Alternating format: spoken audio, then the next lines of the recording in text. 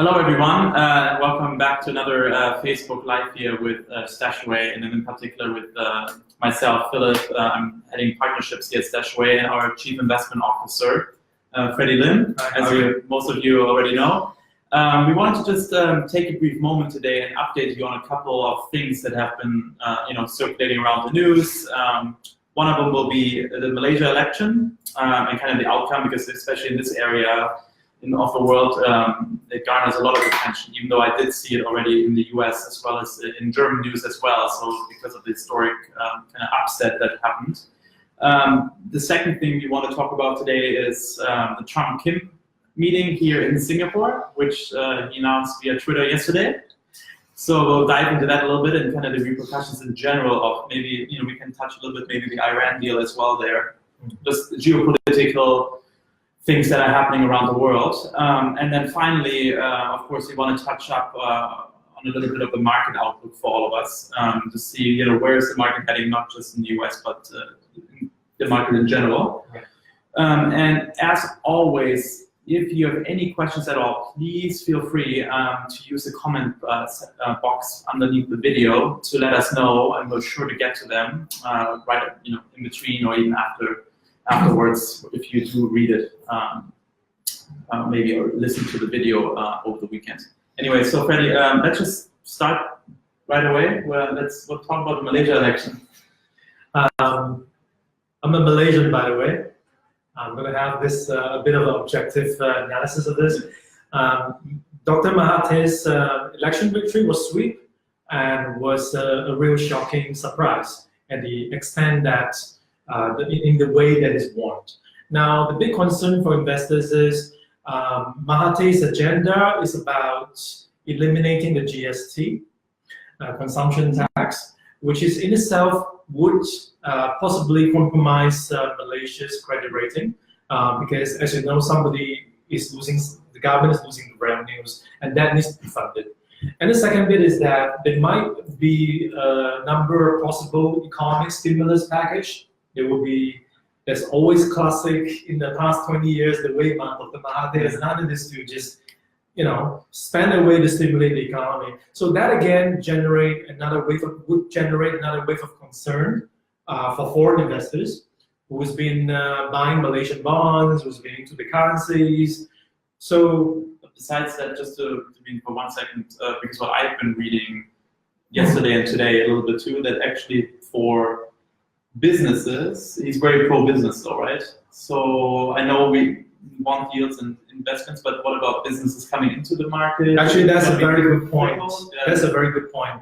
Prior to the election, if you compare Mahathir versus Najib was proposing to raise minimum wages by 50%. That's really bad for business. Yeah.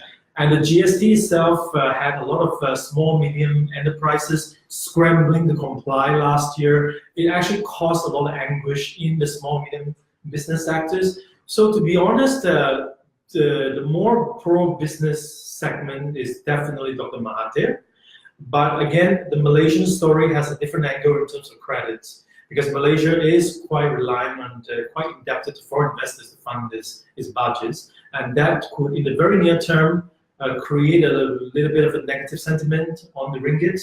So dollar Malaysian ringgit is now 3.95. It's going to test 4. The 4 big handle, if it's broken, we're going to see it go a lot higher. So meaning the ringgit could very likely depreciate in the coming weeks. The Kuala Lumpur Composite Index is likely to underperform the region. It doesn't mean it's going to lose money. What it means is the market is up now, but it's going to underperform the rest of the region that's up. So meaning it could be a flat day, flat week, or it could be a slightly negative week in the pipeline. But what we're saying is it's going to underperform relative to the region. And I think it points out, good point, like this whole election upsets. We had this last year, about 2 years ago. We had Brexit, we had Trump's election, right, and all the volatility that sparked. I think it really underscores the point again that you should be globally diversified, right? Because then these things are like much more minor than they actually are made up in. That's my personal opinion. I think it's which is precisely the way Stashaway has done it. Yeah. As you know, Asia ex Japan, AAXJ, which is an ETF that tracks the region, is one of the investment channel we have into Asia. And Malaysia has about 2.81% of weighting in the Asia ex-Japan stock index. And in terms of government bonds, it has about another 3% weighting. It's very small. It's not going to really impact a very diversified portfolio. In fact, it might be an opportunity on the way down. Exactly right. No, this is making sure that people understand, right? Even though we make this a topic today, in the grand scheme of things, right? Put it in perspective of where it actually fits into people's portfolios. So with Malaysia covered and no questions so far on anything else there, let's move on to our second topic that we wanted to discuss, that is, especially in Singapore right now, hotly debated if that's a good idea or not, or it's happening anyways, because Donald Trump said it would. We're having him here as well as Kim Jong-un for a historic meeting. It never happened for a sitting president to meet. Well, we have first a historic walk in the park back in North Korea, South Korea border town, and now it's going to bring forward to a neutral territory like Singapore. Yes, it will bring a bit of a buzz to the Garden City, but more importantly, we're going to put this into the global context. The fact that the Trump-Kim meeting was able to proceed and we're able to meet with the schedule, it means that China at the back door has given a lot of help and support to the US to make it happen. As you know, China is a very key part of the North Korean-US relationship. And so it also brings to focus for the markets whether the US-China trade tension, we could have some form of a clarity on that, whether there's going to be some truce or compromise going to key dates in mid-June. Because of that, the 60-day consultation period in the US ends on the 20th of May, but the 60-day consultation period for China to respond at the WTO ends around the middle of June, around 9th of June. So those are key dates for some clarity on trade, and the fact that the Trump-Kim meeting is going to go forward actually gave a lot of a positive vibe to the markets. Yeah.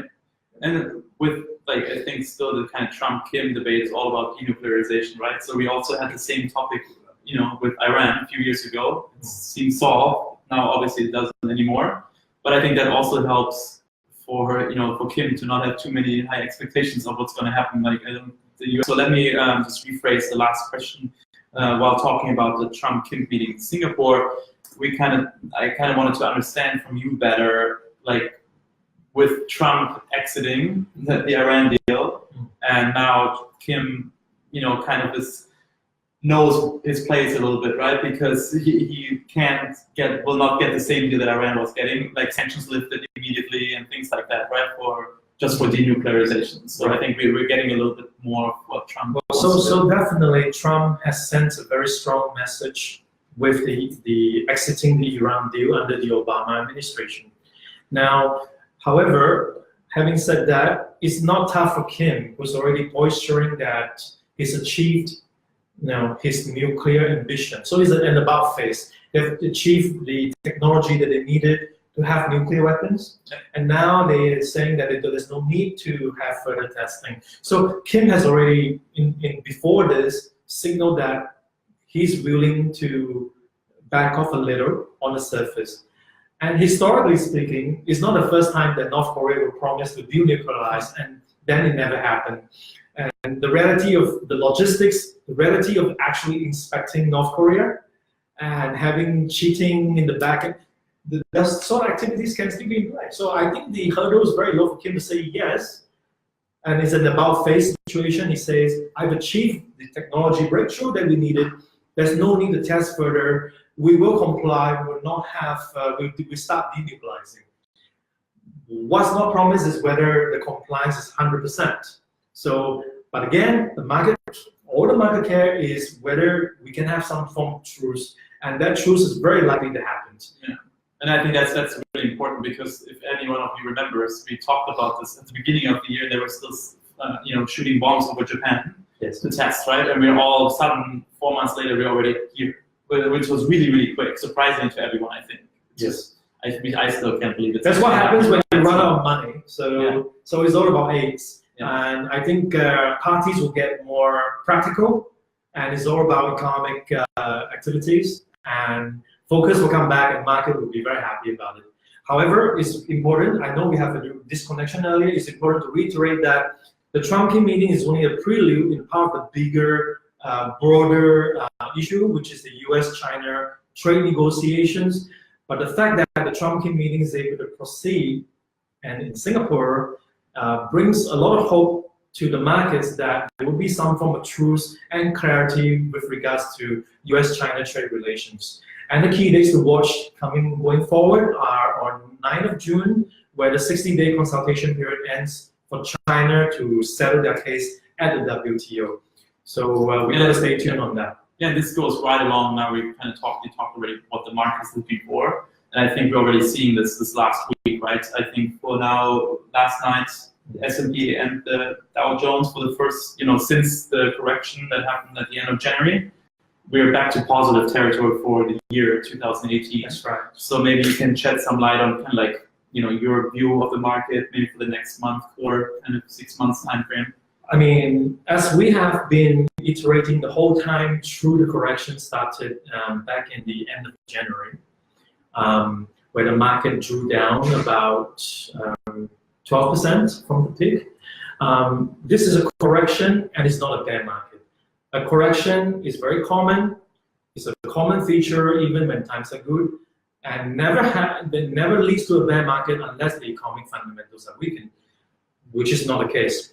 We have very strong fundamentals.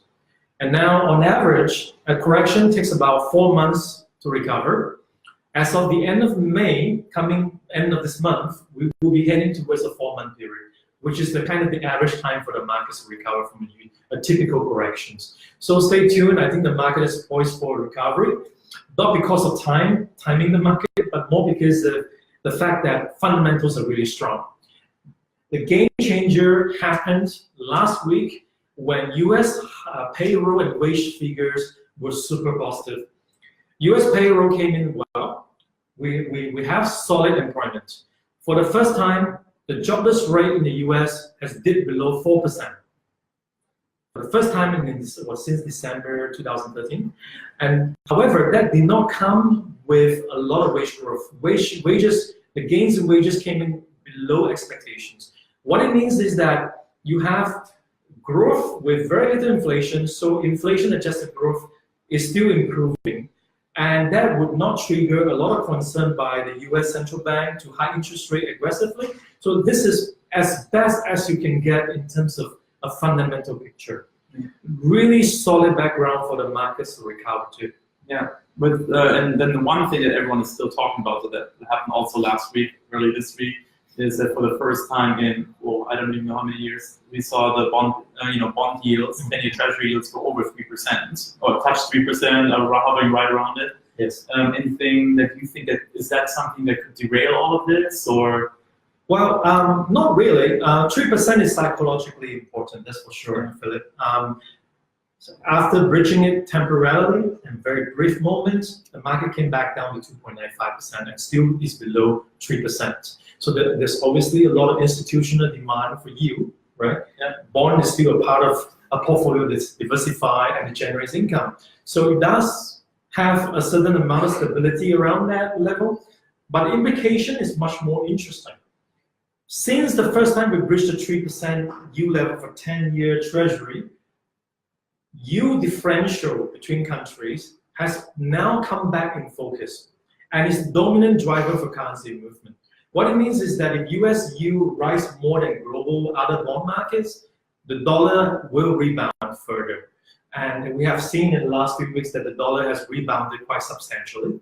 On a trade-weighted basis, the dollar has rebounded by 4.1%. Which is huge, right? Which is huge. What we saw at the beginning of the year, where a lot of people, especially in Singapore too, made always losing money compared to Singapore dollars, right? It's kind of like now it's kind of like you see the balance of it, right? Yeah, actually, dollar Sing went back up by about 2.8% as of now. So there's this huge U-turn that's pretty welcome, and it has helped our portfolio as well in a bit.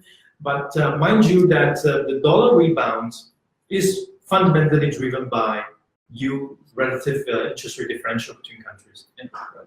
Classic arbitrage. But yeah, so one of the last points that we wanted to make, or I would like to get your actually point of view on is what does it mean? We talked about the US, and the US numbers are seeming to be good. what is the rest of the world looking like? Good question. I'll put it in context. I think developed markets will do relatively well going forward. And in particular, as we have just mentioned, the dollar has rebounded based on yield differential. And yield differential will continue to be led by the US Central Bank. So what it means is that developed markets, especially US markets, would actually start doing better than emerging markets now. As you know, emerging market companies are highly indebted in US dollars. And then as a result, emerging market equities are very sensitive in a negative way to higher US dollars. So in a way, I think in terms of asset allocation, you need to continue to focus on diversification and at a global level. So at Stashaway, we do have a very globally diversified sort of algorithms. And I think the Asia and Japan region will do relatively better than the broader emerging markets simply because the dollar is rebounding. And Stashaway actually has a greater focus on the Asia and Japan region where the growth story is actually more interesting as well. So that would be my 2 cents. Yeah, well, thanks, Freddie, for that. So I think today, to just wrap it up now, I don't see any questions at this point. But again, if you listen to this later on today, the recording, or if you listen to it over the weekend, please feel free to still comment, give your feedback. We would love to hear if you like these sessions. And also, if you have any questions, our customer support team or Freddie and myself will get back to your questions in due time. So hopefully you enjoy your weekend, and we'll see you shortly again soon. Bye.